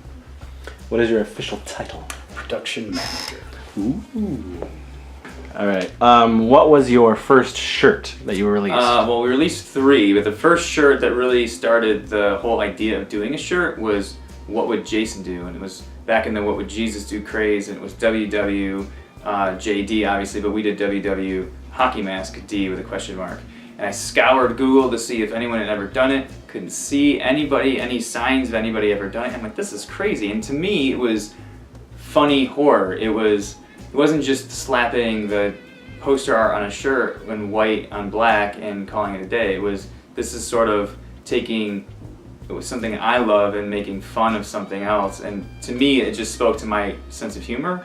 And thankfully, it spoke to other people as well. Yeah, I mean that's the shirt that got into Hot Topic, right? Yeah, it was on Hot Topic and it was on 30 Rock. Judah Friedlander. Oh yeah. 30 Rock, Well, he did a bunch, didn't he? Like he wore a few, but only one made it on the show. He made it. Okay. He actually wore Obey. Ended up being on one of the cake shows, the Duff Show on Food Network. Yeah, so that was cool. Your the shirts are so many of the shirts are connected to the films of the 1980s. Of course. And the horror that we grew up with. Can you, as best you can you sort of encapsulate your feelings growing up in the 1980s? That's a hard one. Don't we all give that moan in the show? Yeah. So we describe it. I mean, obviously, it's dripping with nostalgia. I think there's just a feeling.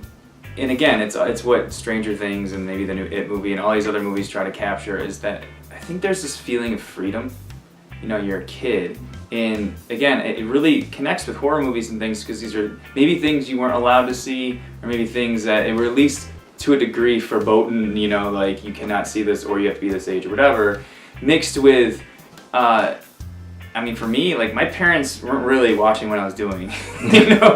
And we kind of would just go out and ride our bikes. I mean, I think back to all the times at various ages where I would be riding my bike and almost get my butt kicked by someone in the woods. Like, and my parents had no idea where I was. There were no cell phones. I couldn't text my mom and go, "Mom, I'm being chased." I had to figure that crap out and get out of there and get home safely before dinner time. And I think that, to me, is what the 80s represents to me, is this, it's childhood innocence and freedom mixed with wanting to taste other things. Like, I want to see what Friday the 13th's like, or we're going to run Faces of Death, and oh my God, I heard that's real. Like, whoa, we're going to see real death. And it's that trying to step to the edge of what we thought was this vast unknown of being grown up or reality, whatever you want to call it, but yet somehow feeling weirdly safe.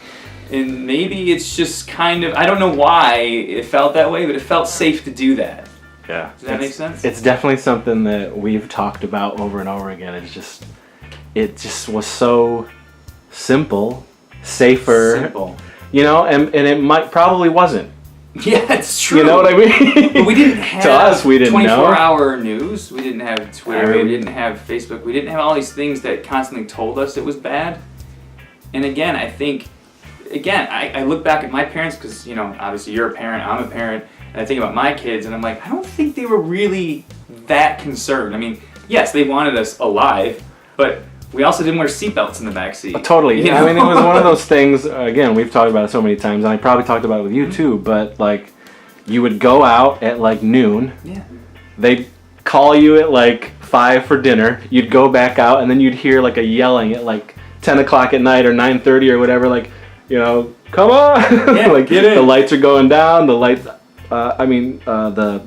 street lights are going on, you know, and kids are still all over the place riding their bikes. And I remember being out at like 11:30 Yeah, I mean, off it the was just street like- and being with my friends at like, you know, 12, 13 years old, and knowing But- like as long as I was in the neighborhood, my parents didn't care. I Yeah. would just come home. hours would go by, and Yeah. it's just like, you just come home. Okay, it's time for me to go home. Yeah.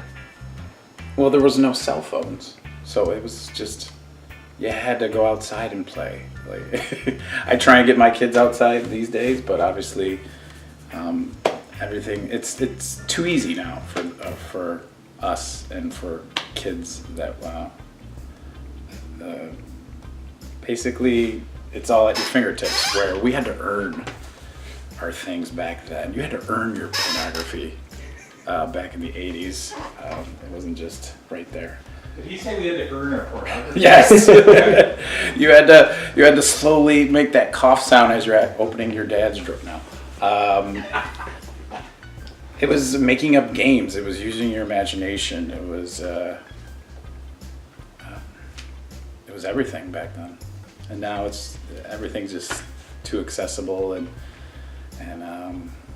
you lose that kind of innocence. What was, from the 80s, what was your favorite cartoon?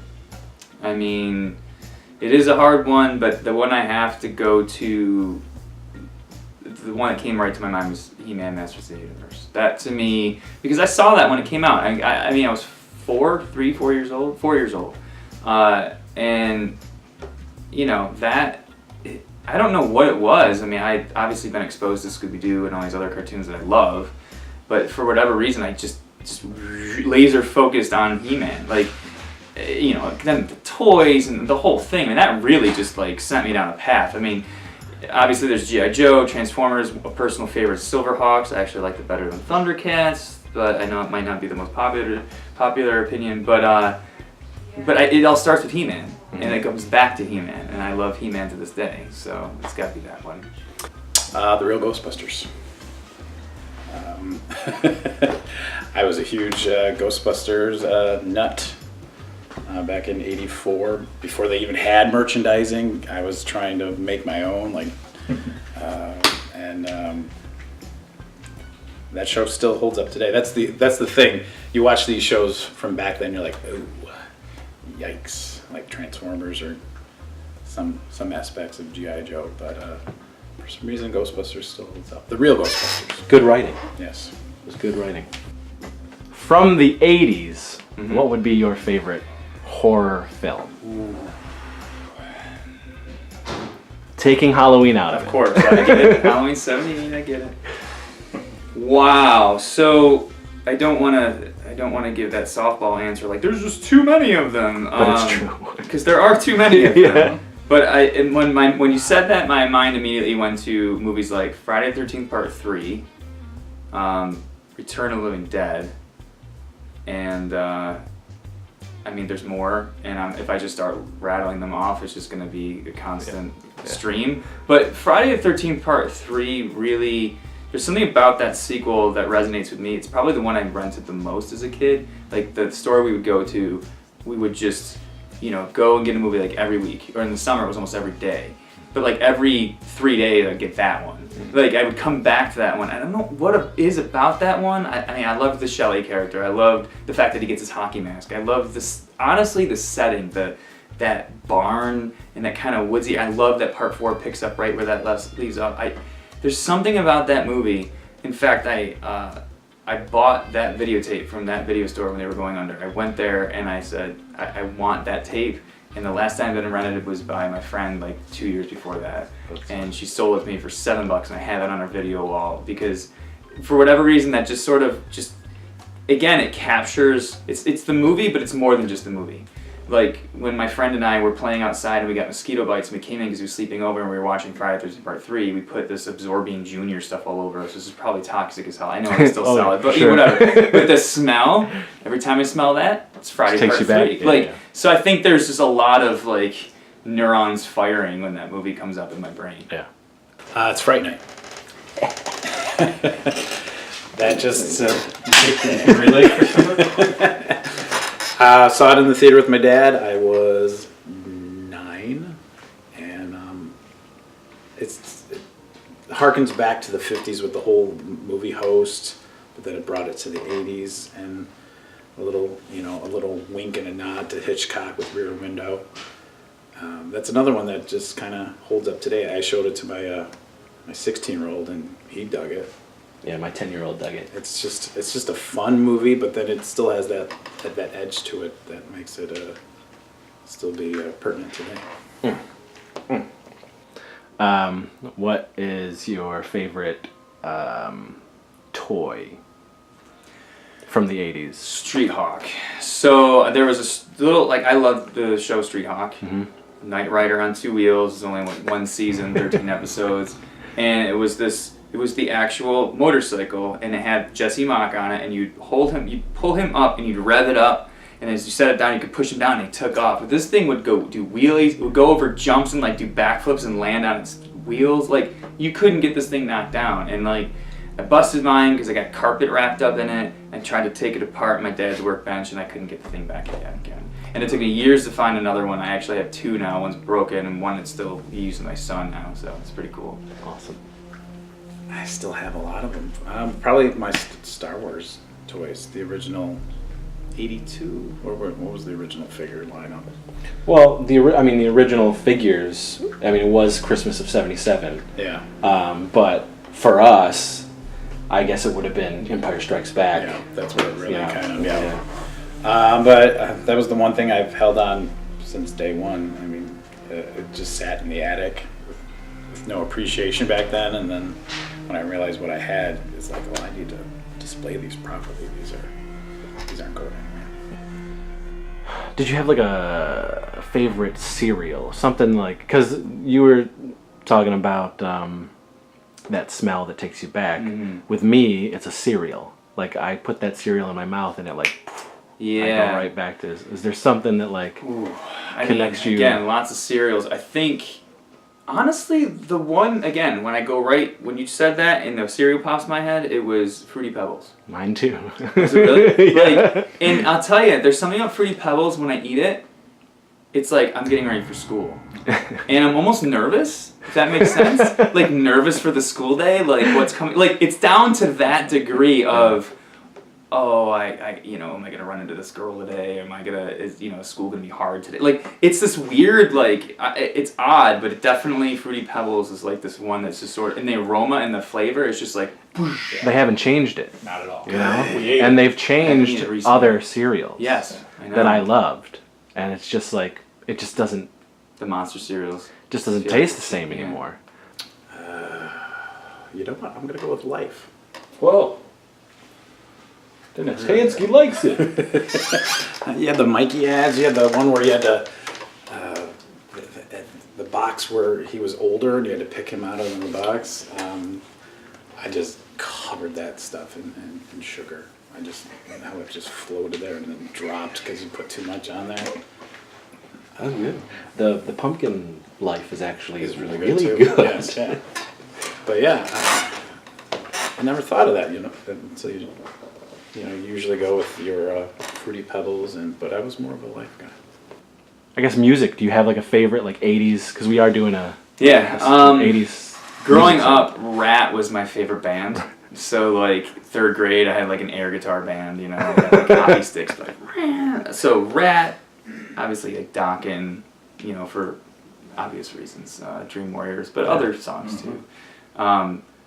Rat was probably my favorite 80s band though, for sure. Poison. Poison. I only started liking them because a girl in my 4th grade class liked them, and then I asked for the album. Look What the Cat Dragged did for my birthday, and the shock and awe from my family members to seeing these androgynous men on the back cover. Look it up. They were very concerned at what I was listening to, but I stuck with it and still listen to them today.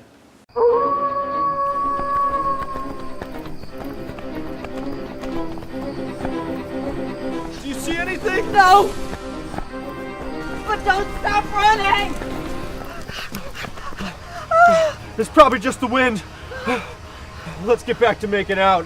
My loins are thirsty. Now that I think about it, Dean, you know, you're probably right. It totally sounded like the wind. That's my girl. Now taste me. It farted! Run! Well, like, why did you stop here? I need a minute, Suzanne. Oh, Dean, that thing is still out there. I said I need a minute, bro. Damn! You suckers are fast, yo! Why are you running? You know I'm gonna catch you? This movie is lame. What? It's just getting good. No. Take this out, put in swamp sex robots, or you ain't getting laid. But babe. Whatever. I'm getting a brew. Oh, will you give me a Fresca, please? Oh!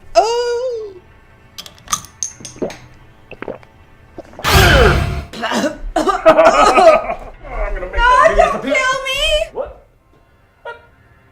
I ain't gonna kill you, girl. But I got to know. Where did you get that luscious dope shirt? Oh, this? FrightRags.com, of course. Yeah, I gotta give me some of that. Yeah. Wait, in that movie, weren't you a lot fatter? Well, you know what they say? That camera adds about 950 pounds. Can I go now? You can't go. I gotta show you my mad dancing skills. Check this out. Click.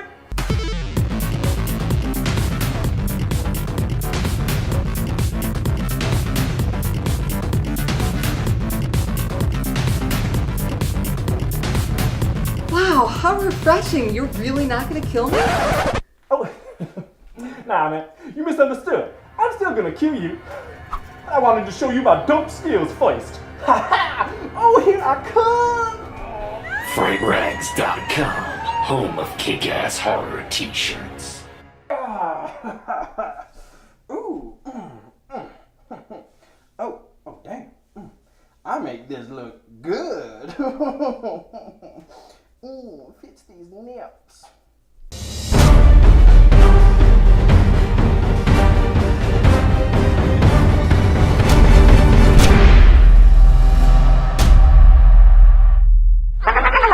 Wow.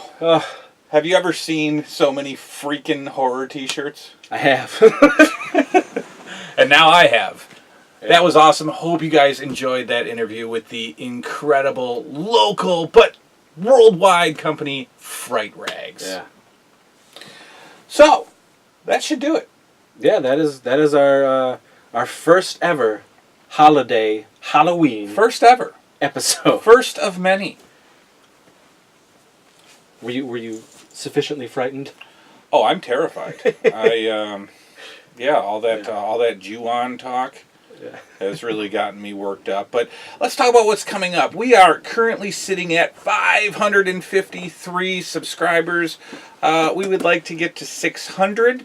And so get us to 600. Subscribe to this channel. And when we get to 600, we would like to invite you guys to be a little part of the show. In the earliest, simplest way we can. Later on, we'll get you more part of the show, but right now we'd like to invite you to, if we get to 600 subscribers, we want to do a Q&A. Yes. We want to talk to you. You can ask us any question you want. Anything. And we will answer on the show. On the show. We will say your name. Yes. Say your question. Plug you. And answer your question. We're going to plug you.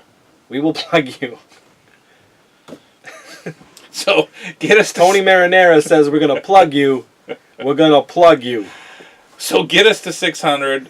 Ask us a question. We'll answer it here. I did that long time ago in the early days, but we got so many more people that want to know about us, I think, maybe. I don't know. Oh, yeah. So, get us to They 600. want to Ask us a bunch of questions. We'll answer them. Ask us embarrassing questions, whatever you want. I'm an open book. Open folks, book, this so guy. That opens the floodgates. So we're going to Chiller. Yeah, we're about a week away. Yeah, about a week away from going hitting the road. From going to Chiller. Going to New Jersey. We'll shoot some footage there. We'll have a guest. Yes. We'll do a guest interview. One of my good close friends who is also an 80s freak. We got an interview coming, folks. Bobby Heckman. Yes. He will be on the show. And might have some segments or interviews with a couple of famous there might people, be some actors, some surprises. There might be some surprises. We don't know. For our third episode, the third anniversary of the New 80s Revolution. Yeah, and that's coming up next week. And our third episode, we don't have a freaking clue. Man, you'll know when you're watching it. You'll know when you're watching it. And you'll love it. And you're not going to wait long. We got the fever. We got the bug. We're probably going to be back sitting on this couch in like 3 weeks with the next episode. Oh, yeah. We're coming into Thanksgiving. Will it be a Thanksgiving theme? I don't know. Probably not. We got to talk about TV. We got to talk about toys. We got to talk about food. Fashion, music. We got lots of stuff to talk about, so we it's ain't a going long anywhere. decade, folks. It's 10 years worth of talking. So you at least got 10 years of us sitting on this couch. So thank you all very much tuning in for episode number 2. Yes, be sure subscribe, like, share, comment, leave a comment, interact, spread the word. Yeah, that guy's Chris Seaver. I'm Jason Up, New 80s Revolution. See you next time.